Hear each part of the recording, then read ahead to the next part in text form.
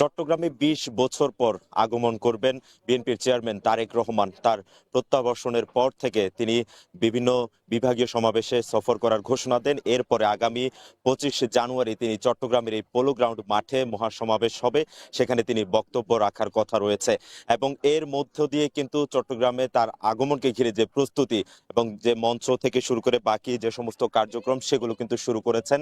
এবং আপনারা নিশ্চয়ই দেখছেন আগে থেকে কিন্তু নেতাকর্মীরা এখানে আসতে শুরু করেছেন এবং প্রত্যেকের মাঝে একটি বাড়তি উচ্ছ্বাস আমেজ সেটি বিরাজ করছে। এবং পাশাপাশি যদি আরেকটু জানিয়ে রাখি, গতকাল সিলেট বিভাগীয় সেই সমাবেশে সেখানেও মানুষের উপচে পড়া ভিড়, মানুষের ঢল ছিল।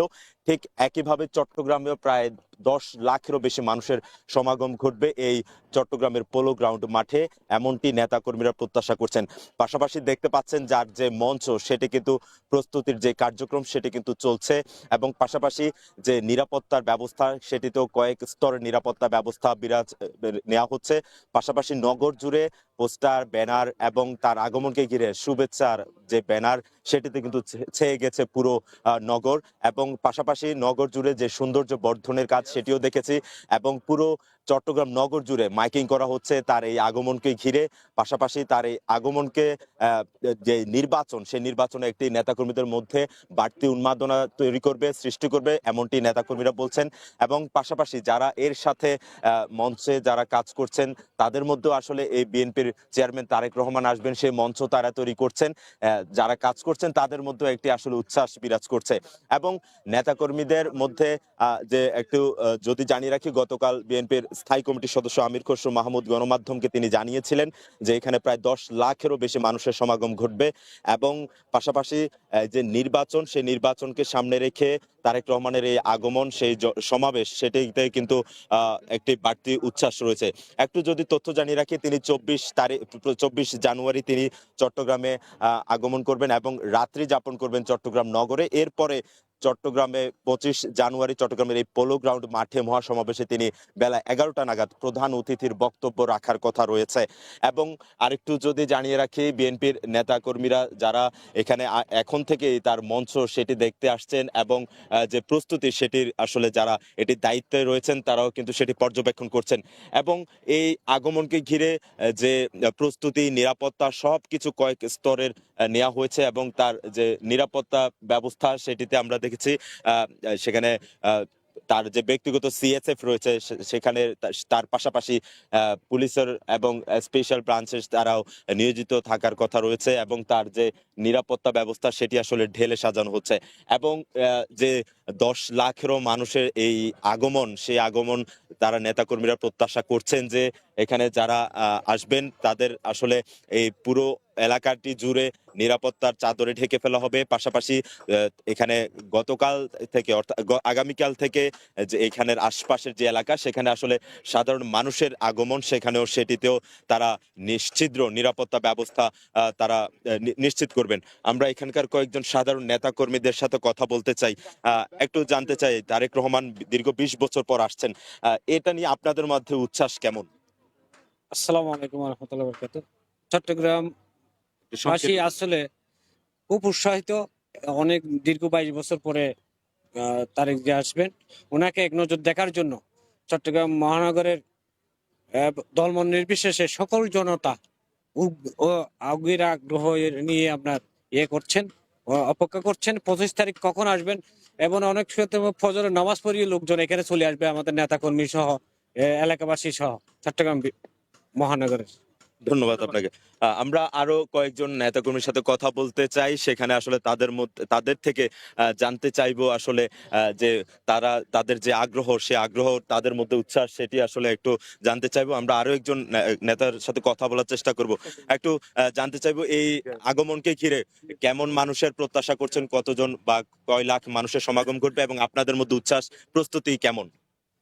আপনি জানেন চট্টগ্রামের মানুষ বিএমপি পাগল, বিএমপি চট্টগ্রাম পাগল। আপনি দেখেছেন বিএমপি এই চট্টগ্রাম থেকেই জাতির ক্রান্তিকে লগ্নে শহীদ জিয়া স্বাধীনতা ঘোষণা করেছে। এই চট্টগ্রাম একটু দূরেই সার্কিট হাউসে এই চট্টগ্রামকে আধুনিক বাংলাদেশে রূপান্তরিত করতে গিয়ে উনি চট্টগ্রামে শহীদ হয়েছিলেন। বেগম খালেদা জিয়া 2 টার্ম 3 টার্ম আমলে আপনি দেখেন চট্টগ্রামে যে সমস্ত উন্নয়ন হয়েছে এগুলো সব ওনার আমলে হয়েছে, এবং ওনার চট্টগ্রামের প্রতি ছিল অগাধ দরদ এবং ভালোবাসা, যার কারণে উনি বারবার ছুটে আসতেন। আপনি দেখেছেন 17 বছর এই চট্টগ্রামে আসলে উন্নয়নের যেভাবে হওয়া দরকার হয় নাই। মেগা প্রজেক্ট হয়েছে, মেগা দুর্নীতি হয়েছে, দুর্নীতির মহা উৎসব এখানে হয়েছে। এখানে যারা এমপি হয়েছে, মন্ত্রী হয়েছে, এরা চট্টগ্রামের উন্নয়নের কথা বলে কি নিজেদের আখের কুচিতে, যার কারণে চট্টগ্রাম সংকটে পড়েছে। বাণিজ্যিক রাজধানী বেগম খালেদা জিয়া ঘোষণা করেছে, বাণিজ্যিক রাজধানীর সুফল চট্টগ্রামবাসী পায় নাই।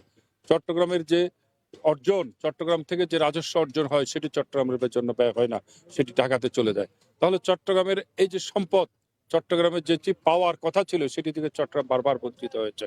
জিয়া রহমান বিএনপি চট্টগ্রামকে ভালোবাসতেন, বেগম খালেদা যে বিএনপিকে ভালোবাসতেন, তারেক রহমান বিএনপিকে ধারণ করেন।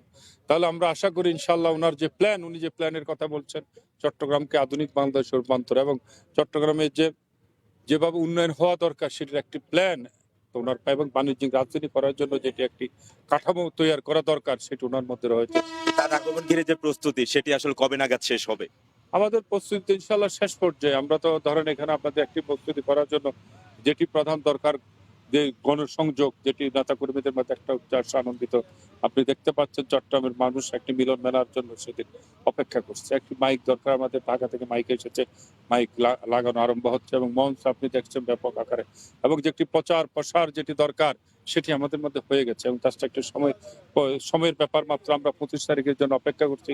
ইনশাল্লাহ এই পলোগ্রাউন্ড বিএনপি অতীতে বড় সমাবেশ করেছে, তারেক রহমান এই সমাবেশের মাধ্যমে নতুন দিগন্তের, নতুন ইতিহাসের সূচনা বলে। ধন্যবাদ। ধন্যবাদ। আসলে যেমনটি এখানকার নেতাকর্মীরা বলছেন যে তার এই আগমনকে ঘিরে তাদের মধ্যে অধীর আগ্রহ, সেটি আসলে অপেক্ষার অবসান। সেটি হবে আগামীকাল যখন তারেক রহমান চট্টগ্রামে এসে পৌঁছাবেন এবং তিনি নগরে অবস্থান করার কথা রয়েছে। এরপরে 25 তারিখ তার যে আনুষ্ঠানিক যে বক্তব্য রাখার কথা সেটির মাধ্যমে আসলে তিনি নতুন বার্তা দিবেন এই চট্টগ্রামবাসীকে। পাশাপাশি নেতাকর্মীদের যে আগ্রহ, উচ্ছ্বাস, সেই উচ্ছ্বাসের মধ্য দিয়ে তখন আসলে তিনি বার্তা কি দিবেন সেটির আকাঙ্ক্ষা নিয়ে তারা বসে আছেন, এবং তাকে এক নজর দেখার জন্য কিন্তু দূর দূরান্ত থেকে নেতাকর্মীদের বাইরেও সাধারণ মানুষরা আসছেন, এবং এর মধ্য দিয়ে কিন্তু এই সমাবেশকে তারা সফল করার কথা বলছেন। তো সব মিলিয়ে বলা যায় চট্টগ্রামে তারেক রহমানের এই আগমনকে ঘিরে যে প্রস্তুতি সেটি কিন্তু একেবারে শেষ পর্যায়ে আছে, এবং এর মধ্য দিয়ে যে তার আগমন সেটি আসলে তারা বার্তা দিচ্ছেন, এবং পাশাপাশি এই যে তার আগমন, সেই আগমনকে ঘিরে তাদের মধ্যে যে উচ্ছ্বাস সেটি আসলে উদ্দীপনা আরো কয়েক মাত্রা বাড়াবে। তো এই ছিল আমার কাছে চট্টগ্রাম থেকে সবশেষ খবরাখবর।